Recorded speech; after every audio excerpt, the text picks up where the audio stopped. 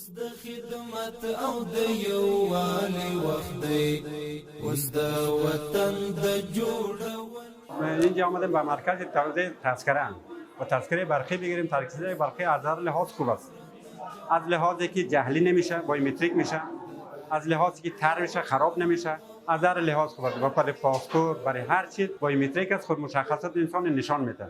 پیام دیگه هموطنان میگم است که تذکره برقی بگیره، هم از لحاظ بین المللی خوب است، از هر لحاظ خوب است، به خاطر که بایومتریک میشه، به خاطر چیزا خوب است. برای اخذ تذکره الکترونیکی آمده میشه در شعبه دشت برچی. یا بهتر است، مزایدش بهتر است. مثلا قبلا تذکره کاغذی که بود بازو مثلا او فرسوده میشد و مثلا تر میشد و خراب میشد، و تذکره الکترونیکی که است مثلا مزاید خوب داره. مثلا ما در بورسیه گرفتن راحت است برای ما. قبلا او بازو تذکره کاغذی بود، اونا میتونه یک شخص چندین تا تذکره بگیره، ولی در این تذکره اونطور نیست، فقط هر شخص یک تا.